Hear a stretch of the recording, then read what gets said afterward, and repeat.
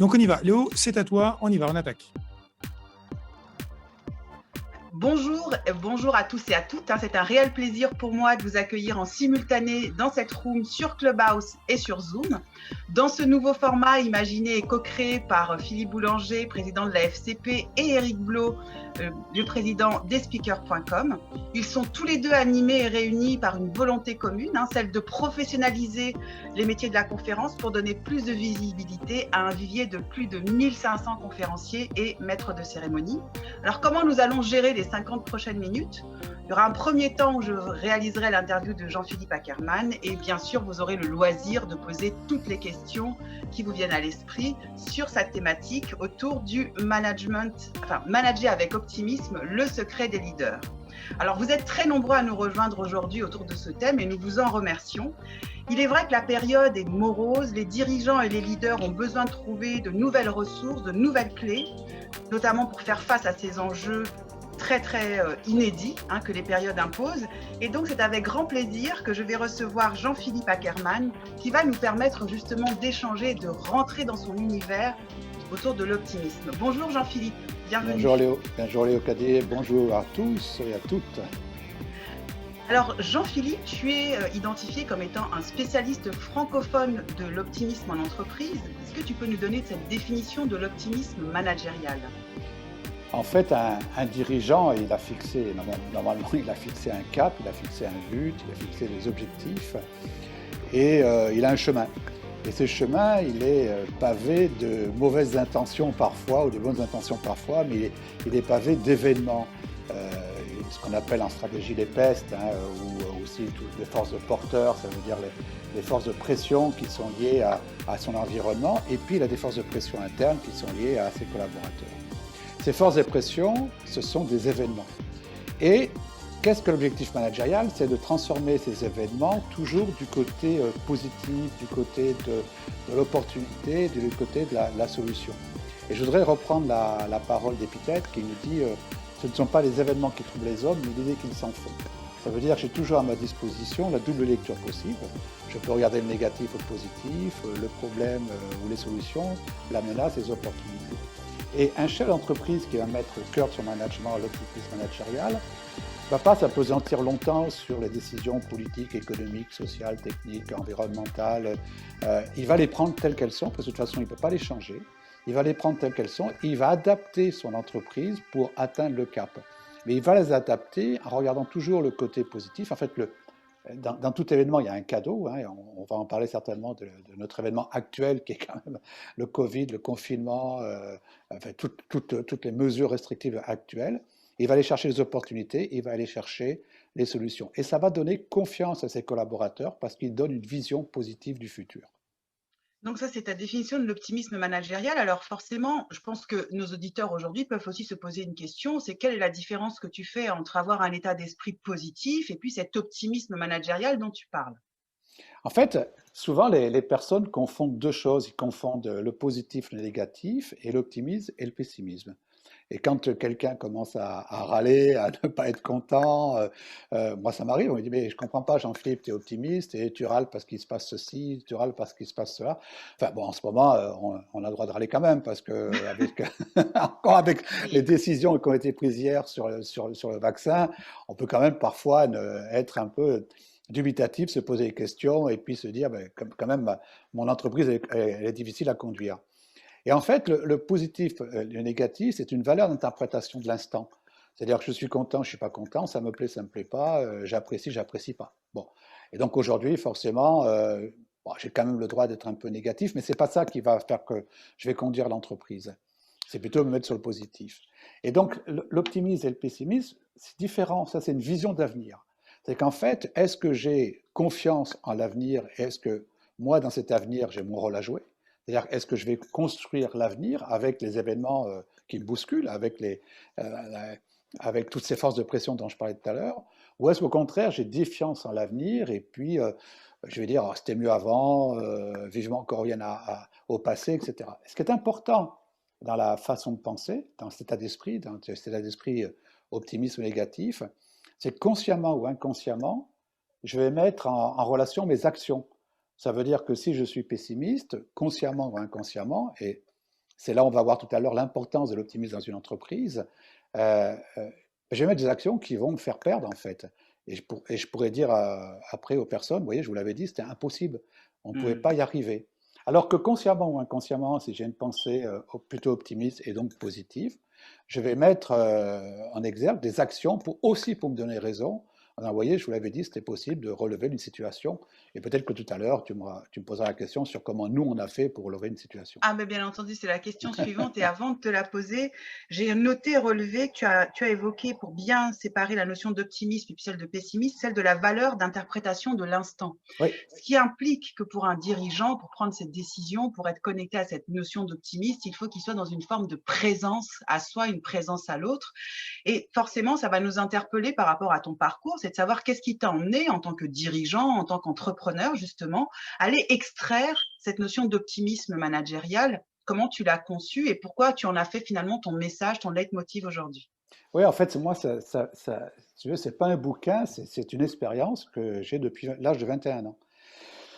En fait, moi, j'avais pas de diplôme, j'avais un bac G1, donc G1, ça parle pas beaucoup aux jeunes aujourd'hui, mais à une certaine génération, on comprend ce que c'est. Bac G1, c'est sténodactylo, correspondance commerciale. Donc, j'étais pas destiné à être chef d'entreprise, mais en fait, je me suis dit, mais qu'est-ce que je peux faire avec ça? Et qu'est-ce que je peux faire avec un diplôme? J'avais pas envie d'être secrétaire de direction ou, ou dactylo, quoi. Et je me dis, il y a un seul métier que je peux faire, c'est dirigeant d'entreprise, chef d'entreprise. Et donc, j'ai décidé à l'âge de 21 ans de chef d'entreprise. Chef d'entreprise de quoi? J'en savais rien, c'était juste une décision comme ça. Et à 23 ans, j'ai ouvert ma première société. Bon, c'était un magasin de sport. À 26 ans, je l'ai fermé parce que forcément, je n'avais pas beaucoup de compétences. Mais en fait, ça m'a appris à ouvrir, à gérer et à fermer une société. Et ma foi, je l'ai fermé proprement. Pourquoi? Parce que pour moi, c'était pas, c'était pas une difficulté de le faire parce que je devais le faire. C'était un acte managérial et je l'ai fait de façon positive, optimiste, de façon à ce que ça fonctionne bien et que je ne laisse pas de dette à des personnes. Et puis derrière, donc, il fallait que je trouve du travail. Et donc, je suis rentré dans une mutuelle à 26 ans comme commercial. Puis après, je fais court, à 26 ans et demi, j'ai été directeur commercial. Et à 27 ans, on m'a nommé directeur général, donc sans diplôme, avec une faillite, sans compétences managériales. Mais je me suis dit, bon, maintenant, il faut quand même que je gère cette société.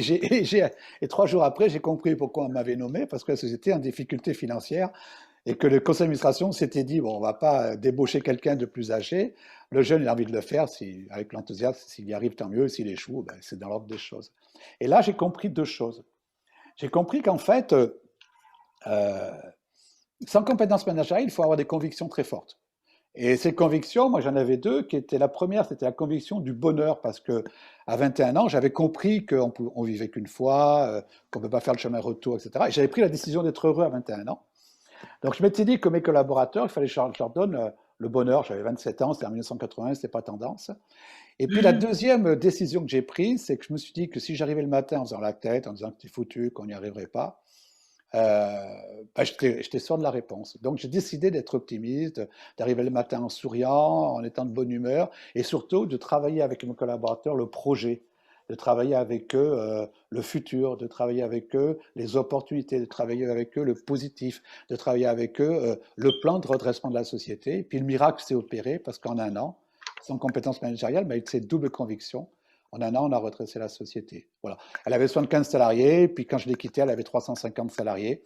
Et j'ai toujours managé sur cette vision de l'optimisme dans l'entreprise, ce que j'ai appelé l'optimisme managérial. Donc, Et après, à 40 ans, j'ai voulu changer de voie. Et donc, j'ai ouvert une autre entreprise qui était du conseil d'entreprise sur ce que je savais faire, c'est-à-dire redresser les boîtes. Et je l'ai fait toujours avec cet optimisme. alors donc, ce que tu dis, c'est que tu interviens dans des environnements qui sont quand même relativement complexes, avec des leaders qui peuvent être aussi à bout de souffle, qui peuvent être aussi démoralisés. Et donc, l'idée, c'est de leur ramener un peu, je veux dire, un peu de soleil, un peu d'éclaircie dans ce qu'ils font, avec ces 2 convictions fortes, le bonheur, l'optimisme, avec un zoom plus sur le projet, sur le futur, sur les opportunités. Je suis certaine que dans notre auditoire, il y a des personnes qui écoutent en disant oui, mais bon, ça ressemble un peu à un état d'esprit, ça ressemble Ouais. un peu à une manière d'être. Est-ce que tu aurais des illustrations, alors beaucoup plus concrètes pour les rationnels qui nous écoutent, des illustrations chiffrées pour justement mesurer l'impact de cet optimisme managérial dans les structures dans lesquelles tu interviens? Alors, ce qui est intéressant, c'est qu'au début, je le fais un peu comme M. Jourdain, quoi. C'est-à-dire, je le faisais parce que je pensais que c'était bien et puis ça marchait. C'était un peu empirique. Et puis, dernièrement, il y a eu, je crois, il y a 5-6 ans, une étude qui a été faite par Harvard auprès de 2000 entreprises, qui a montré des chiffres et qui a démontré que quand on mettait l'optimisme au cœur du management, en moyenne, les ventes augmentaient de 37%. Alors, c'est énorme. Et je dis bien en moyenne, ça veut dire qu'il y a moins, mais il y a plus aussi. En moyenne, la rentabilité augmentait de 27%, l'efficacité de 19%. Ce sont des chiffres vraiment fabuleux. Et que, surtout, deux chiffres que j'aime beaucoup, c'est l'absentéisme qui baissait de 26%. Ça se comprend parce qu'on sait que l'absentéisme, c'est vraiment un critère de motivation ou de démotivation, hein. C'est vraiment une conséquence, l'absentéisme. Et puis le turnover. Et le turnover qui baissait de 6%. Pourquoi? Parce que les collaborateurs, à partir du moment où je prends en considération leur intelligence, que je fais en sorte d'être plus heureux dans l'entreprise, ils ont envie de rester. Et donc, tu sais, souvent on dit que les jeunes sont infidèles, qu'ils partent d'entreprise en entreprise. Ben, ils sont infidèles si on ne leur donne pas une raison de travailler dans l'entreprise. Si on ne les met pas dans des bonnes conditions, ils s'en vont. Mais si on les met dans de bonnes conditions, ben, ils n'ont qu'une envie, c'est rester et participer à un projet. Donc, dans ta lecture et avec ton expérience, ton expertise, c'est aussi apporter On du a perdu sens. la connexion sur. On a perdu la connexion sur Clubhouse, Eric? Pas du tout, en fait, c'est Eric qui a parlé un instant sur Clubhouse et ça vous a Ah, d'accord. perturbé. Donc, Ok, très continuez. bien. On continue Parfait. alors. Donc, je disais Jean-Philippe, justement, avec cette illustration chiffrée sur des points et des critères qui sont extrêmement importants, notamment en cette période de crise, l'absentéisme, l'implication, la motivation, ce turnover. Donc, c'est redonner du sens avec cette notion d'optimisme, avec ces deux grandes convictions sur lesquelles tu accompagnes ces dirigeants. Peut-être que tu aurais 2-3 conseils à donner aux dirigeants aujourd'hui, après cette année 365 jours très long. Oui, Parce qu'on arrive aux dates anniversaires. ce que je fais, parce que moi j'ai deux métiers en fait. J'ai un métier de conférencier qui faisait 90% de mon chiffre d'affaires avant le 16 mars 2020, il y a juste un an, c'est un anniversaire. Et puis après le 16 mars 2020, moi j'ai perdu 100% de mon chiffre d'affaires comme Oui, beaucoup. Donc on a parlé en interview. j'ai repris une activité de conseil de dirigeants et donc je travaille avec eux. Et une des premières choses que je fais avec eux, c'est de leur demander qu'on réfléchisse sur les opportunités de cette année. Qu'est-ce qui s'est passé dans leur entreprise? Qu'est-ce qui se passe dans leur entreprise? Qu'est-ce que la situation peut donner comme opportunité? Et regarder aussi toutes les solutions que l'on peut trouver sur Clubhouse. de ce qui se passe aujourd'hui. Voilà. Enfin, Alors, un filet. j'entends Eric Blo là. Est-ce que tout va bien? Je pense qu'il faut qu'on parle peut-être plus fort, parce que j'ai cru comprendre qu'il y avait un filet de conversation sur Clubhouse. Alors peut-être qu'on va Est-ce que Eric Là, ou c'est Philippe mieux peuvent nous dire quelque chose? Bon, poursuivons. Si nous n'avons pas de signaux, ça veut dire que tout est OK. Donc, Je sais pas, en on verra. retour, On verra. Oui, donc, moi, je travaille beaucoup avec eux sur la première des choses, c'est leur donner ce qu'on appelle l'AMP. C'est un état mental positif, quoi, une attitude mentale positive, parce que tu sais, il y a l'AMN, l'attitude mentale négative, ou l'AMP, l'attitude mentale positive. Et je fais en sorte de leur donner une attitude mentale positive, parce qu'on sait très bien que dans une entreprise, j'ai 3 clés fondamentales. J'ai la clé de la stratégie, il faut que j'ai une très bonne stratégie, j'ai la clé des compétences, et puis j'ai la clé du mindset. Mais le mindset représente 85% de la réussite. Ça veut dire quoi? Ça veut dire que je peux avoir une stratégie extraordinaire, je peux avoir des compétences vraiment très élevées, mais si moi, en tant que dirigeant, je n'y crois plus, il ne se passera plus rien. Il ne se passera plus rien. C'est-à-dire que ma stratégie va voler en éclats, mes compétences vont partir, etc. Et contrairement, c'est ce que j'ai expérimenté quand j'avais 27 ans, si l'état d'esprit est fort, je vais construire des stratégies et je vais construire des compétences, c'est complètement différent. Donc mon premier job aujourd'hui auprès des dirigeants, c'est leur donner cette attitude mentale positive. Alors comment je fais? Je le fais, je te le disais tout à l'heure, en listant toutes les solutions qu'il peuvent y avoir par rapport à la situation et toutes les opportunités que peut avoir l'entreprise par rapport à ces situations. On s'aperçoit qu'il y a énormément d'opportunités, à condition que je sorte le nez du guidon, comme on dit, et que je commence à regarder un peu à l'extérieur ce qui se passe. Et puis la deuxième chose que je travaille avec eux, c'est leur donner des convictions fortes. Par exemple, moi j'ai une conviction. C'est pour ça que le 16 mars 2020, je n'ai pas été perturbé, juste été gêné un petit peu, mais j'ai une conviction qui est que c'est pendant les plus grandes crises que se créent les plus belles réussites. Voilà. Et donc, à partir du moment où on a cette conviction-là, et c'est ce que j'ai eu, par exemple, juste une parenthèse par rapport à ce que j'ai fait le 16 mars 2020, j'avais cette conviction, et le 17 mars, je téléphonais à mon associé en lui disant, voilà, c'est pendant les plus grandes crises que se créent les plus belles réussites, donc on va faire quelque chose de magnifique. Il me dit quoi? Je dis, j'en sais rien. J'en sais rien, mais on va le faire. Parce que c'est une conviction. C'est une conviction, et c'est comme ça qu'avec 3 amis, on a créé cette plateforme qui s'appelle aujourd'hui millésime.best, qui est une plateforme de soutien auprès des chefs d'entreprise et des indépendants. On a aujourd'hui plus de 2000 adhérents, plus de 100 vidéos, un webinaire tous les mardis, on est au 46e ou 47e, je ne sais pas. Et là, on vient d'ouvrir l'Académie Millésime. Et c'est une réussite extraordinaire, simplement parce qu'il y avait une conviction forte. Et donc, auprès de mes chefs d'entreprise, je leur demande de créer ces convictions fortes du succès. J'en ai une autre qui est presque un mantra pour moi, qui est quand les temps sont durs, c'est le temps des durs, par exemple. Et ça, je me le répète tous les matins, quoi, quand ça va mal. Quoi. Tu te lèves le matin, tu te dis, bon, quand les temps sont durs, c'est le temps des durs, ça te met vraiment en forme. Donc, c'est ça. C'est lire un événement, l'attitude mentale positive. 2, avoir des convictions. Des convictions fortes. Et puis 3, après, c'est travailler sur les émotions. On y viendra peut-être tout à l'heure. Parce que travailler sur les émotions, c'est quelque chose de très important au niveau de... On est tous des porteurs d'émotions, hein, chacun le sait. Et on a 2 types d'émotions, les limitantes et les dynamisantes, et il faut travailler là-dessus aussi. Et une fois qu'on a travaillé là-dessus, on va travailler sur d'autres domaines.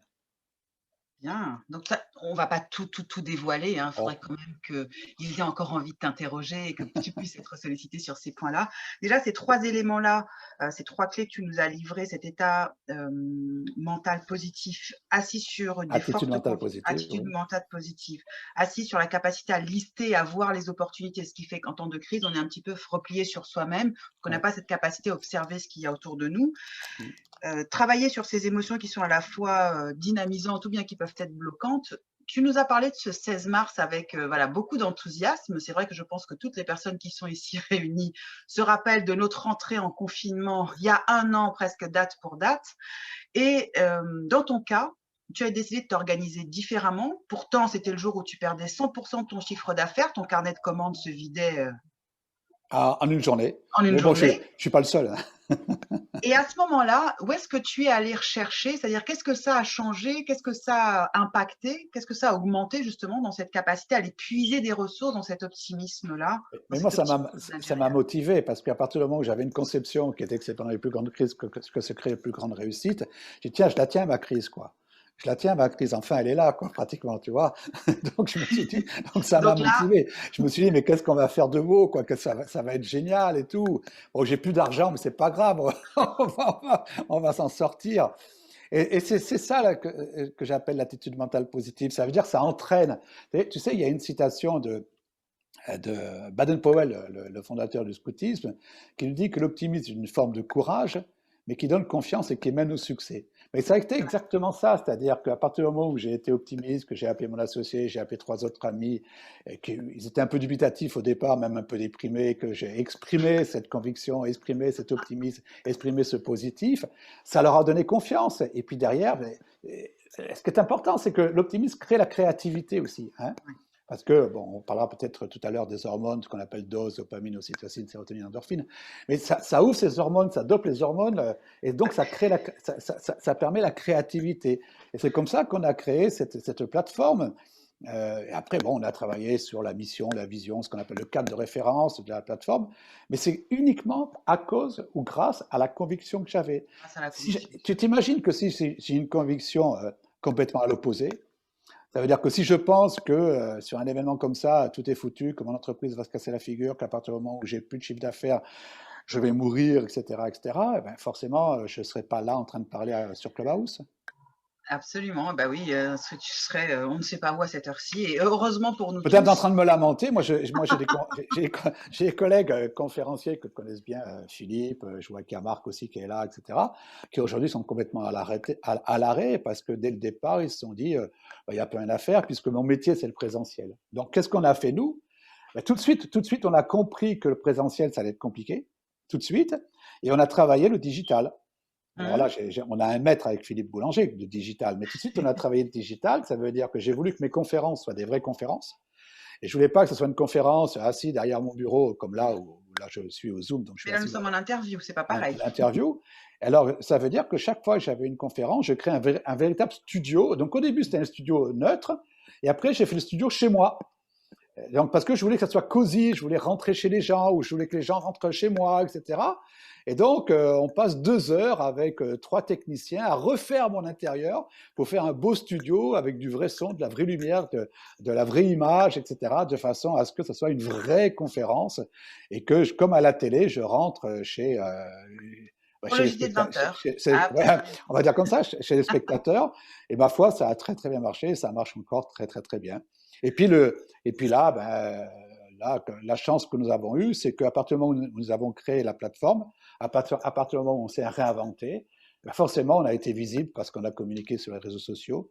Et puis, ben, je dois dire que depuis la fin du premier confinement, mon activité s'est pas du tout arrêtée. Au contraire, elle est exponentielle, elle Elle est continue. exponentielle. Et même en présentiel maintenant, elle reprend en présentiel, ce qui est vraiment agréable. Merci beaucoup Jean-Philippe pour l'ensemble de ces points que tu nous as donnés. Je pense que ça pourra éclairer différents spectateurs, auditeurs qui sont présents avec nous. Je pense que je vais laisser la main peut-être aux premières questions avant de revenir avec des questions complémentaires que j'ai préparées aussi pour toi. Est-ce que nous avons des questions? Alors, du côté de Clubhouse, je vais laisser la main à Philippe et peut-être à Eric. Donc, sur Clubhouse, si vous avez des questions à Jean-Philippe sur l'optimisme ou sur ce qu'il vient d'évoquer avec Léo Caddy, eh bien, demandez à venir on stage et ils vous entendront. Donc, je vous en prie, voilà, une première personne, c'est Thomas. Donc, Thomas, le micro est ouvert pour toi. Ok, salut Eric, salut Jean-Philippe. Super intéressant super intéressant ce sujet de room. Moi-même manager dans l'industrie, je me suis identifié à ce que vous disiez. J'aurais une question. Moi, j'ai lu ma manière de voir les choses en tant que manager. C'est le Manager Minute, le nouveau Manager Minute écrit par Ken Blanchard, il me semble. Est-ce que vous auriez des recommandations en termes d'ouvrage dans le même esprit pour optimiser justement son rapport avec les personnes qui bossent, avec qui on travaille, quoi? Non, je suis pas, j'aurais du mal à vous conseiller sur un ouvrage. Là, vraiment, je suis désolé, Thomas, mais c'est pas la bonne question. C'est pas la bonne Mince, bon, bah, non, vraiment, je sais pas. Mais en fait, j'aurais essayé quand même après. non, parce que je vais vous dire. Si dans l'audio. Même si je lis, moi, je m'applique pas, j'applique pas beaucoup par rapport à des schémas livrets, ce que je vais dire, hein. C'est plutôt le fruit de mon expérience, c'est le fruit de ce que j'ai fait, plutôt que d'avoir des théories. Puis après, moi, j'ai un diplôme maintenant qui est MBA. Bon, après, à 40 ans, j'ai changé de diplôme, hein, et je suis devenu professeur en stratégie d'entreprise pendant 9 ans au sein de la faculté d'Avignon. Et donc, j'applique en fait tout ce que j'ai appris, c'est-à-dire que ce qu'on n'a pas appliqué pendant des années, qui est quand même le cadre de référence d'une entreprise. C'est-à-dire qu'on a cherché, on a voulu faire du capitalisme financier. Et moi, ce que j'aime bien, c'est le capitalisme d'entrepreneur, quoi, en fait. Et le capitalisme d'entrepreneur, c'est quelqu'un qui sait déjà où il va et qui crée le cadre de référence, ça veut dire mission, vision, valeur. Donc, j'ai pas d'éléments, j'ai pas de livre à vous conseiller. Je suis vraiment désolé, Thomas.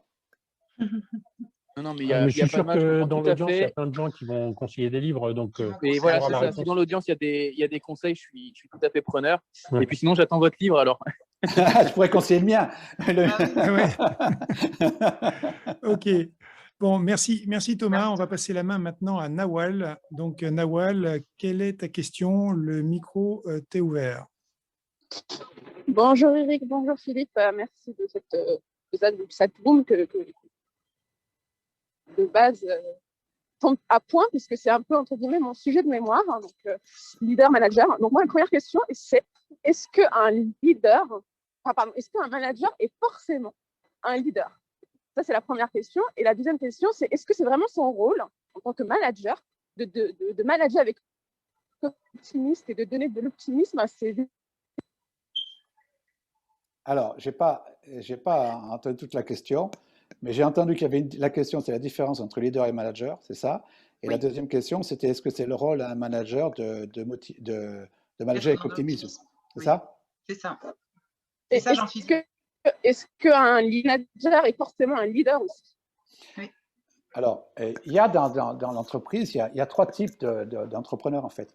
Il y a ce que j'appelle le créateur, celui qui crée, celui qui sait créer. Il y a le développeur, c'est la personne qui va faire évoluer l'entreprise. Moi, je suis un développeur, je ne suis pas un créateur, je ne sais pas bien créer. Il y a le développeur, et puis il y a le gestionnaire. Le gestionnaire, voilà. Et je pense que le leader, c'est plutôt le créateur, parce que lui, il faut qu'il fasse venir avec lui une équipe, il faut qu'il ait des convictions fortes, etc. Et le développeur, pour moi, c'est aussi des leaders. Le manager, si je l'entends dans le sens du gestionnaire, c'est pas toujours un leader, ça peut être aussi un leader, mais c'est pas toujours un leader.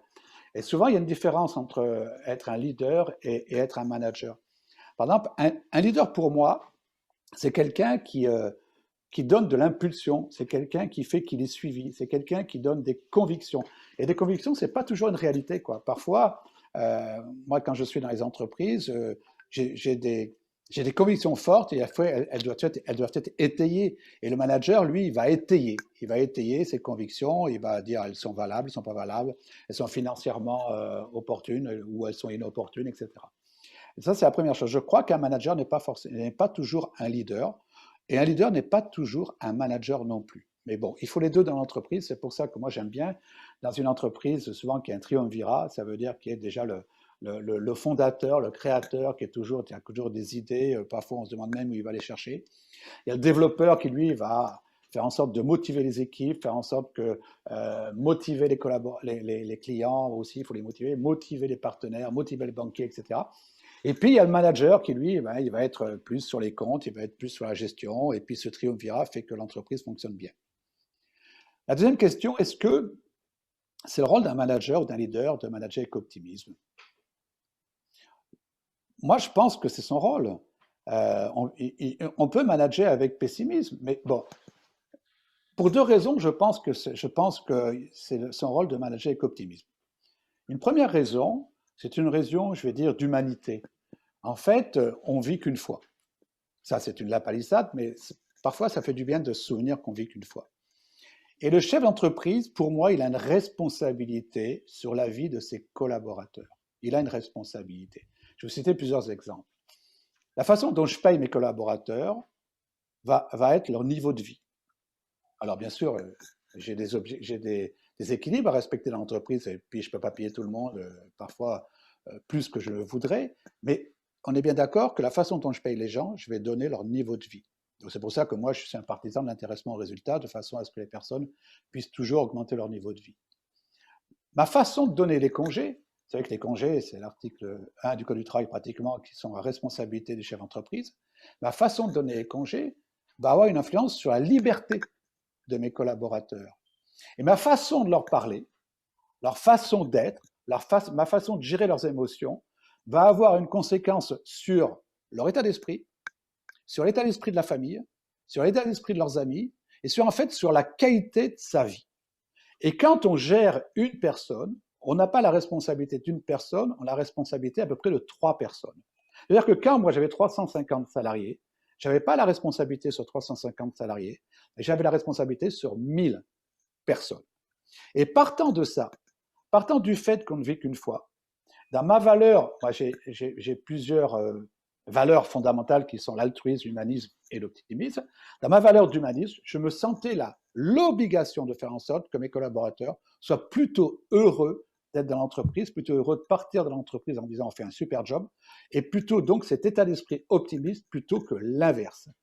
Et je crois qu'aujourd'hui, cet état d'esprit optimiste, c'est vraiment ce qui va faire le développement des entreprises, alors que le pessimisme va faire aussi, pour moi, le recul des entreprises, parce que demain, avec la reprise qui va se passer, je suis un peu bavard, excusez-moi, il faut m'arrêter Léo, hein, si tu veux, mais ce que je crois, moi, c'est qu'effectivement, comme le dit Macron, nous sommes en guerre, et nous sommes en guerre parce que tous les pays sont concernés sur un ennemi commun, et tous les pays sont contre cet ennemi. Ça veut dire que quand on va sortir de cet état-là, je crois que l'activité humaine, l'activité d'entreprise va avoir une reprise telle qu'après une guerre, et je pense que les entreprises qui ne sont pas prêtes aujourd'hui ne seront pas prêtes demain. Elles ne vont pas mourir du Covid, elles vont mourir de la reprise. Et ce que je crois, ce sont les entreprises optimistes qui vont se préparer beaucoup plus facilement, et que les entreprises pessimistes, à mon avis, ne vont pas durer dans le temps. Merci Jean-Philippe pour ce Je retour. vais rajouter un petit point Oui. je voudrais rajouter un petit point pour Nawal, que je connais par ailleurs, et puisqu'elle fait une thèse, je lui amène un élément d'expérience qui est un peu particulier. Moi, je suis un leader et je suis un optimiste. Mais à la limite, voilà, il ne se passe rien. Si je suis tout seul, il ne se passe rien. L'entreprise avait toujours le même directeur général qui, elle, était aussi une optimiste au sens où elle croyait en ce que je lui racontais. En revanche, elle avait un vrai pessimisme de chemin. Donc, elle avait un optimisme d'objectif, de résultat, et un pessimisme de chemin. Ce qui fait qu'elle, qui dirigeait les grosses équipes, surinvestissait dans les moyens à mettre en œuvre pour atteindre l'objectif que moi j'avais identifié, que j'avais fixé. Exact. Je crois que ça nous a permis nos marchés pendant des années et des années. Alors sans doute en se fatiguant un peu, en travaillant peut-être plus que la moyenne, mais en tout cas, cette histoire de chemin est un retour d'expérience que j'avais envie de faire à Nawal. Je pense qu'on va prendre la question de Claude qui est montée sur… Merci Eric, merci Philippe. Après, on pourra parler aussi de l'optimisme on va prendre la question de Claude qui est montée on stage. Et de conviction. On a une question, mais on n'entend pas. Merci Eric, merci Philippe et Eric pour cette magnifique room et merci pour cet exceptionnel témoignage, Jean-Philippe. Je voulais répondre à Thomas en lui donnant un cadeau puisqu'il a demandé des ouvrages en management. Alors, étant donné que je travaille en ce moment sur le sujet, je peux lui en donner 4. Allez. Génial, j'ai mon application. Le premier, la boîte à outils du management. La boîte à outils du management chez Duno, très concret, très pratique et très intéressant pour un manager. On peut parler en ce moment, au vu de la crise, du manager agile de Jérôme Baran. Il y a qui est toujours d'actualité, la Bible du manager de la Harvard Business Review. Et puis, j'ai envie de dire, dans ces temps de crise, il faut être accrocheur et gérer son intelligence relationnelle et émotionnelle. Et donc, je dirais un dernier livre en date, c'est Les pouvoirs de l'intelligence. Autres auteurs. Et on peut citer bien sûr Jean-Philippe Ackermann, aussi fine soit la tranche, elle a toujours se fasse rebondir en toute sérénité. C'est son ouvrage. Voilà. Merci beaucoup. Merci Claude. Ils ont dévoilé je terminais de remplir ma note. J'ai de quoi faire maintenant. Voilà, alors il y a un complément. Sur Zoom, il y a d'autres questions en complément. Il y a un complément qui arrive sur Zoom en termes de bouquins. Alors, il y a L'éloge de l'optimisme de Philippe Guévillet. Il y a un bouquin puissant sur le management, ça c'est Marc qui vient de nous le transmettre. Tribal Leadership de Dave Logan. Merci Marc. Donc voilà, là vraiment tu es servi Thomas, tu as de quoi lire jusqu'à la fin de l'année. Ah, ça c'est sûr. Merci. Merci beaucoup. Alors on a une autre question sur Clubhouse, on a Michel la question. Oui, bonjour à tous. Alors, en fait, plus qu'une question, peut-être une intervention. C'est vrai que moi, je prenais toujours cette citation en termes de management, et toujours que le pessimisme est d'humeur et l'optimisme de volonté. C'est-à-dire que le fait de manager avec optimisme, c'est avant tout pour moi une volonté. Et je pense que le meilleur secret pour manager avec optimisme, c'est l'effet miroir, quoi. C'est-à-dire que l'image que je donne, l'image d'optimiste que je donne en permanence, si j'en suis pas convaincu moi-même et si j'ai pas cet effet miroir, ça va être très très compliqué. surtout dans des situations de crise où tout est assez complexe. Je prends l'exemple du management à distance. Là, moi, j'ai une équipe de 14 personnes. J'avais des jeunes à la maison pendant 1 an enfermés chez eux en télétravail en permanence. Faut mettre de l'optimisme. Faut vraiment que ce soit de volonté parce que c'est pas simple. Pour le coup, c'est pas simple de donner du sens au quotidien quand on a très très peu de perspectives d'avenir et de repositionner une entreprise. Pour le coup, moi, j'étais à ce moment-là dans le tourisme. Qui est touché de plein fouet par le Covid. Donc voilà, je pense que là, pour moi, voilà, pessimisme d'humeur, optimisme de volonté, et puis la posture managériale, la posture de leadership en se disant, OK, allez, j'y vais, j'ai envie de jouer l'effet miroir, j'ai envie de sourire, de montrer qu'on est de bonne humeur parce que j'aurai ça en retour. Et donc, ça veut dire que c'est un effort supplémentaire en termes de management, parce qu'il y a des jours où on n'a pas forcément compte que voilà, quand je me forçais, ça payait à chaque fois, quoi. Donc pour moi, l'optimisme en management, c'est oui, forcément. Très bien. Merci beaucoup pour ce partage. Merci pour ce partage. C'est Alain qui dit ça, l'optimisme, le pessimisme d'humeur, l'optimisme de volonté. Mais c'est vrai que c'est vraiment une forme de courage d'être optimiste. Ouais, en plus, il faut être optimiste quand ça ne va pas, parce que l'optimisme quand ça va bien, c'est la portée de tout le monde, ça. C'est ça. Alors, donc, la différence voilà, là. C'est-à-dire, c'est être capable de. Et j'aime bien l'effet miroir parce que souvent aussi je le prends, l'effet miroir. Bon, je ne vais pas citer il y a plein d'exemples là-dessus sur l'effet miroir, mais c'est vrai que en fait, la vie est miroir, quoi. On reçoit que ce qu'on donne. Hein. Effectivement, si tous les matins je fais la tête, il ne faut pas s'étonner que mon entreprise ait des difficultés, alors que si tous les matins j'arrive avec le sourire, j'aurais peut-être beaucoup plus de facilité à réinventer l'entreprise comme vous l'avez fait. Pardon. Alors, du coup, Jean-Philippe, je vais rebondir. Alors, il y a Marc qui voulait poser une question, peut-être. C'est ça, merci. Alors, Marc, vas-y, pose ta question. Donc, Marc, ta question, et après, j'ai Jean-Luc aussi qui a une autre question. D'accord. J'ai une question pour toi, Jean-Philippe. Bonjour à tous. Est-ce que tu as constaté qu'avec l'optimisme, tu ouvres carrément des portes vers l'inconnu? C'est-à-dire tu génères des opportunités de changer, de shifter les esprits, de sortir des sentiers battus. Et en période de crise, c'est important. Je veux juste que tu nous donnes ta vision de ça. Alors ça, c'est extraordinaire. C'est extraordinaire parce de l'optimisme pour sortir de... Ouais, c'est extraordinaire parce que l'insécurité, c'est corrélatif à la liberté. Voilà. Et que moi, qui suis quelqu'un qui adore la liberté, je ne sais pas de quoi demain sera fait. Et un chef d'entreprise, ce qu'il voudrait, c'est beaucoup plus de visibilité. Mais dans la liberté, je n'ai pas la visibilité. Je vais constamment m'adapter aux situations. Et à partir du moment où je suis optimiste, effectivement, je vais avoir des opportunités que je vais découvrir au fur et à mesure de mon chemin. Je vais avoir des événements qui vont se passer que je ne croyais pas. Moi, je vois aujourd'hui, enfin en ce moment, je ne vais pas tout vous raconter parce qu'il y a des choses qui sont encore confidentielles, mais vous ne pouvez pas vous imaginer le nombre d'opportunités qui me viennent à moi parce que j'ai cette attitude optimiste, parce que j'ai ouvert tout ce que je pouvais ouvrir. Et là, Marc, tu as parfaitement raison. Et je sais ce que tu fais toi comme métier. Mais si tu étais pessimiste, jamais tu pourrais encadrer et faire des champions du monde comme tu fais.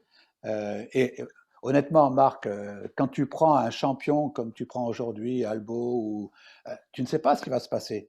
Mais c'est parce que tu as cette posture d'optimisme que tu crées les conditions de la réussite des personnes. C'est ça l'entreprise, c'est ça l'optimisme.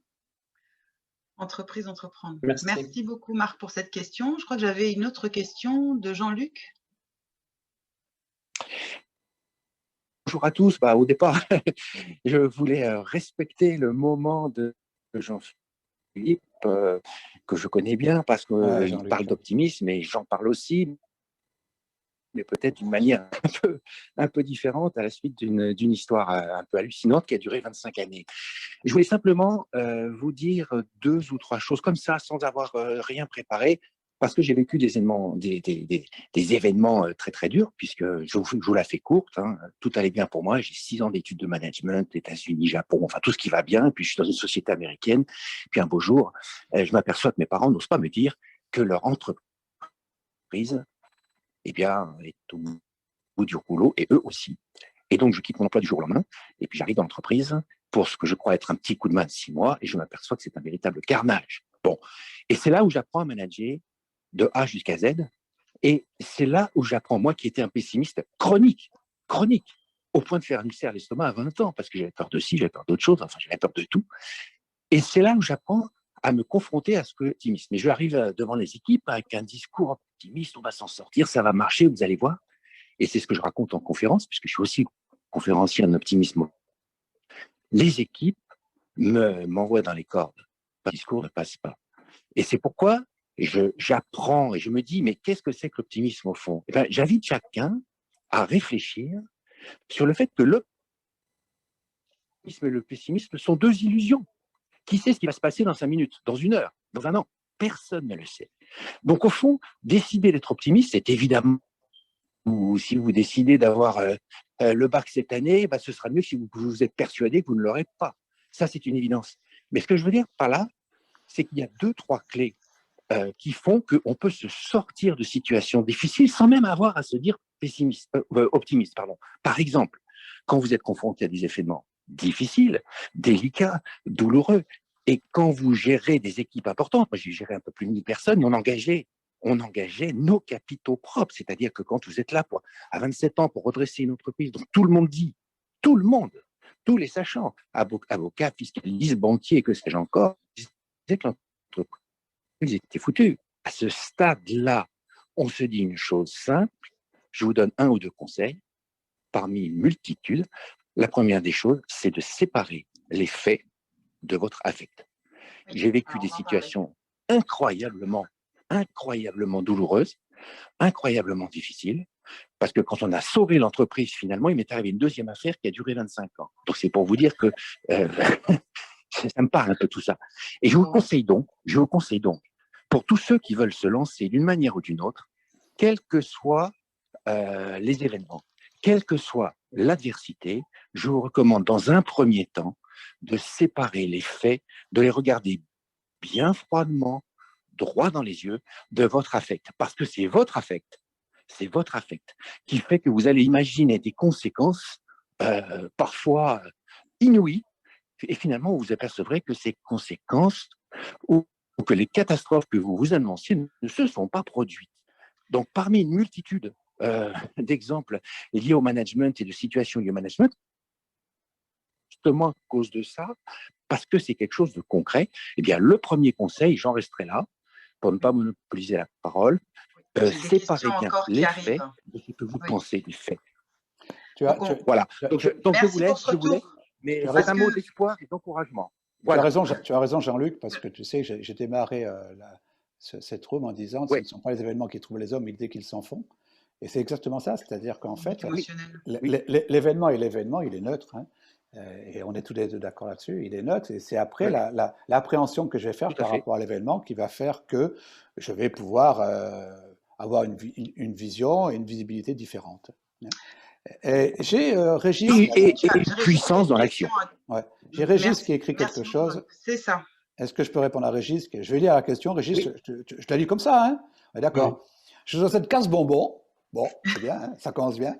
Mais j'ai l'impression depuis le début qu'on parle plus de volontarisme et d'état d'esprit positif que d'optimisme. Non, l'optimisme est un ressenti, ça ne se contrôle pas. En revanche, un état d'esprit positif, ça se travaille et ça se transmet. Alors, je suis d'accord avec toi, Régis, ça veut dire que on parle, l'optimisme, c'est aussi le volontarisme, c'est aussi l'état d'esprit positif, on est d'accord.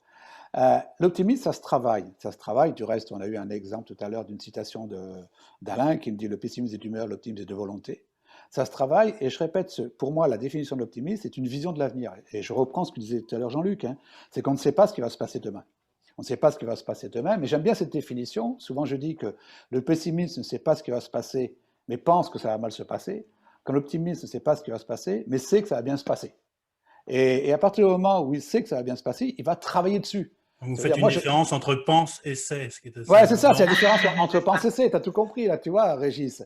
Ouais, mais moi, je ne crois pas ça, justement. C'était l'objet de ma remarque. Alors, effectivement, si je n'y crois pas, ben, il faut que je croie à autre chose pour avancer. Hein. Et ce que je peux te dire aussi, Régis, c'est que, bon, j'ai un exemple personnel, je ne vais pas le raconter là, etc., c'est que, bon, si je peux dire, mon père, par exemple, qui était un pessimiste, est devenu un optimiste. Oh, bon, Alors, on est d'accord, il n'est pas devenu l'optimiste extraordinaire, etc. Pour le moins, oui. Mais à 87 ans. À 87 ans, parce qu'il l'a décidé, il a complètement changé son mode de pensée. Et je peux te dire aussi, Régis, et je peux le dire aux autres, ça a complètement changé la relation humaine qu'il a, et aujourd'hui il a 93 ans, qu'il a avec sa femme, avec ses enfants, avec ses petits-enfants. Ça a tout changé parce qu'il a décidé simplement de passer pessimiste à optimiste, de passer négatif à positif. Justement, puisque vous parlez de décision, est-ce qu'il est devenu optimiste ou est-ce qu'il a décidé finalement que Alors, voilà, on est bien dans la décision. En fait, ce que je voulais dire, c'est peut-être pas clair. Moi, en fait, en fonction des sujets et des choses, sur certaines choses, je suis très optimiste et sur d'autres, je suis très pessimiste. Mais le ressenti que je donne, c'est un ressenti plutôt optimiste parce qu'en gros, quand je me dis « Oula, ça c'est la merde, ça va mal se passer », j'ai quand même l'état d'esprit de me dire « De toute façon, si je fais rien, je suis sûr de perdre. Alors que si je fais comme si ça pouvait marcher, peut-être que ça va marcher, même s'il y a peu de chance. » Donc, j'ai un état d'esprit pessimiste sur ce coup-là. Et en même temps, et du coup, parfois, je déclenche des bonnes choses. Donc, je suis récompensé de mon choix d'optimisme. Mais c'est un choix. Alors, Jean-Philippe, avant que tu répondes, je voudrais quand même te poser une question en complément de celle de Régis. C'est une question autour de l'alignement. Est-ce que je peux feindre d'être optimiste sans réellement y croire et hop, un miracle se produit? Ou est-ce que c'est vraiment une conviction qui t'habite et du coup qui te met dans cet état, y compris émotionnel, pour te mettre en… Ah non, mais nous sommes des personnes de conviction. Nous sommes des personnes de conviction, nous sommes des personnes d'émotion. Mes convictions, elles vont diriger mes émotions. Tout à l'heure, je le disais, et puis Claude a cité le livre de Régis Rossi, qui est un ami, sur l'intelligence émotionnelle. On a deux types d'émotions. J'ai les émotions limitantes, la colère, le ressentiment, le dégoût, la haine, la jalousie, etc. Qui sont appelées aussi des émotions de rejet. C'est que j'ai pas envie de vous suivre, quoi. J'ai plus envie d'être avec vous. Et puis j'ai les émotions dynamisantes, le rire, le sourire, le respect, la bienveillance, enfin tout ça, qui sont des émotions d'adhésion. J'ai envie de vous suivre. Ça, c'est important. Donc mon état d'esprit, moi, mes convictions, si je pense que c'est foutu, ma pensée va générer mes émotions. Mes émotions génèrent mon énergie, l'énergie génère l'action, l'action génère le résultat. Si moi je pense que c'est foutu, je vais générer des émotions limitantes. Et ça va me faire baisser mon énergie. Si je pense que, sans savoir pourquoi, que c'est possible, je vais générer des émotions dynamisantes et je vais entraîner avec moi. Donc je pense que Régis, vous êtes plus optimiste que pessimiste, mais moi aussi parfois je me dis, attends, c'est difficile, c'est compliqué. C'est ce que disait tout à l'heure Eric sur le chemin et le but. Le chemin et le but. Et là, si tu me permets Léo, une petite parenthèse là-dessus, j'ai 4 possibilités. J'ai le pessimiste de but, c'est la personne qui dit de toute façon il n'y arrivera jamais, et qui est pessimiste de chemin. Et en plus c'est compliqué, c'est difficile, donc j'abandonne. Premier critère. J'ai le deuxième qui est le pessimiste de but, on n'y arrivera pas, etc. Mais qui est optimiste de chemin, ouh, youpi, youpi, ça ne fonctionne pas non plus. Ça fonctionne pas non plus. Il n'y a que 2 qui fonctionnent. C'est l'optimiste de but, croire à ce qu'on le fait.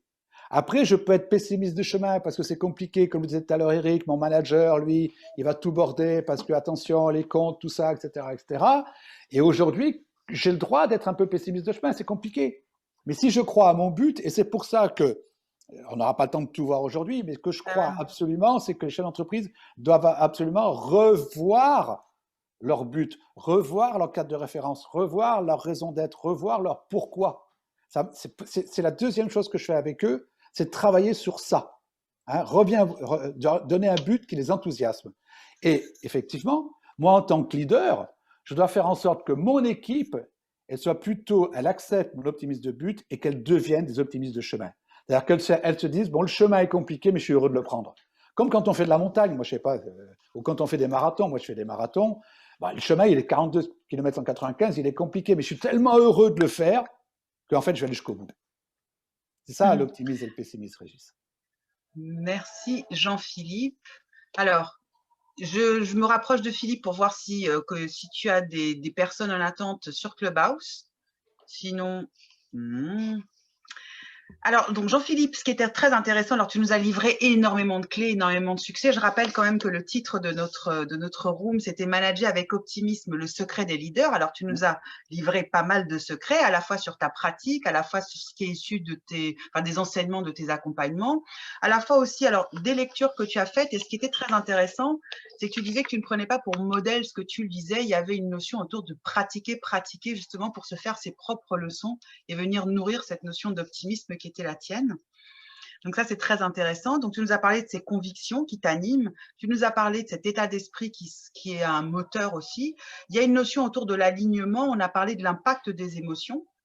Et là, en conclusion, en pré-conclusion, tu nous indiquais qu'il était important pour les leaders de prendre ce temps justement de revoir peut-être leurs convictions, revoir leur vision, pour être plus réactifs. Moi, je crois que aujourd'hui, pour beaucoup de dirigeants, c'est compliqué. C'est compliqué et effectivement, on le disait tout à l'heure, il n'y a pas de perspective. Quand je pense aux restaurateurs, quand je pense aux bars, quand je pense aux boîtes de nuit, quand je pense à la culture, il y a beaucoup de métiers où c'est compliqué. Moi, j'ai une conviction, c'est que le métier, ce n'est que le vecteur de la vie. C'est-à-dire que le métier est un moyen, ce n'est pas une finalité. Donc, à partir du moment où je vis une crise comme aujourd'hui, la première question sur laquelle je dois travailler, c'est mon pourquoi personnel, ma raison d'être personnelle, la mission sur Terre que j'ai. Moi, j'ai une conviction, c'est qu'on a une mission sur Terre. Quand je vois simplement que ma mère est de Bordeaux, mon père est d'Allemagne, je me dis que la rencontre n'est pas le hasard. Et si elle n'est pas le hasard, ma naissance n'est pas non plus le hasard, et donc j'ai une mission sur Terre. Bien. Et donc, ce que je conseille moi aux personnes aujourd'hui, c'est de revoir ça, de revoir leur état d'esprit, de revoir leur raison d'être, de revoir leur mission, de revoir ce qu'on appelle leur why, et après de trouver les compétences, de trouver les talents qu'ils ont là-dedans, et peut-être qu'ils vont s'apercevoir qu'ils ont d'autres talents, d'autres compétences que le métier qu'ils font aujourd'hui. À quoi ça va servir, ça?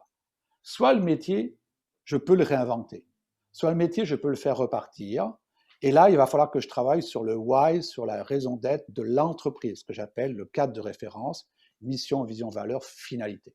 Et là, il va falloir effectivement, Léo, être aligné là-dessus. Deuxième possibilité, il se peut que mon métier soit foutu, que je ne vais pas pouvoir faire repartir l'entreprise, c'est parce que je n'ai pas les capacités d'investissement, je n'ai pas les capacités de remettre de l'argent au capital, parce que j'ai perdu mes clients, etc. Et donc là, il va falloir bien que je reprenne mes points forts, que je reprenne mes fondations, que je reprenne mon pourquoi pour peut-être faire autre chose, parce que la vie est plus forte que le job. Ça, c'est ma conviction profonde là-dessus. Et donc, à partir du moment où j'ai travaillé mon pourquoi, j'ai travaillé le pourquoi de l'entreprise. Après, simplement, je peux, avec mes collaborateurs, et là, je crois qu'aujourd'hui, une autre conviction que j'ai, c'est que ceux qui savent, c'est ceux qui font. Ceux qui savent, c'est ceux qui font. Moi, à 27 ans, j'ai interviewé les 75 salariés pour leur demander comment on est sortir de la situation, et c'est eux qui m'ont donné les solutions. Mais plus aujourd'hui, c'est les salariés qui vont donner les solutions aux collaborateurs, aux chefs d'entreprise pour comment on va sortir cette affaire à partir du moment où mon why est fort, ma raison d'être est forte, ma mission est forte. Merci beaucoup Jean-Philippe pour l'ensemble des éléments que tu as partagés avec nous.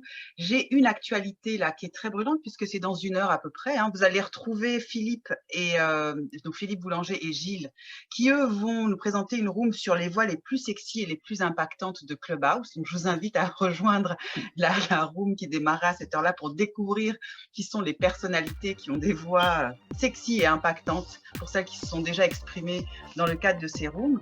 Je voulais également remercier donc Philippe et puis Eric Blot pour cette initiative qui permet effectivement de valoriser des parcours, de valoriser des expertises, de mettre en lumière des approches et surtout ce métier de conférencier qui a besoin d'être reboosté. On va dire que c'est un peu sa deuxième renaissance grâce à ces modes d'expression qui sont modernes. Moi, pour ma part, j'aurai le plaisir de vous retrouver le 25 mars avec François Michalon sur un thème qui reste un thème d'actualité, le burn-out. Donc, pour traiter cette question, François nous livrera l'ensemble des secrets de son expertise autour de cette thématique pour encore donner des conseils pour aller plus avant dans cette période de crise avec les dirigeants. Et je vais laisser le mot de la fin à Philippe. Écoute, à Philippe et à Eric, en fait, puisque on a le plaisir tous les deux d'organiser ça ensemble. Donc, encore une fois, je pense qu'on a fait le job. Et encore une fois, très grand merci à toi, Jean-Philippe, et à toi, merci. Léo, parce que Votre interaction était juste top et c'est exactement ce qu'on attend pour arriver à générer de l'intérêt autour des sujets que l'on traite. Vous avez fait donc une superbe interaction.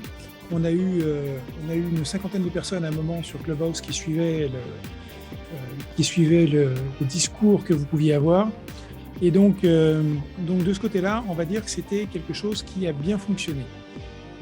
Même si effectivement j'ai dû régler quelques petits problèmes techniques au départ, mais effectivement je suis un optimisme de but et optimiste ou pessimiste de chemin, en fait non, je crois que mon camp ça reste l'optimisme. Donc ça, je suis un indécrottable optimiste et j'arrive toujours à trouver une solution aux problèmes qui peuvent se présenter à moi.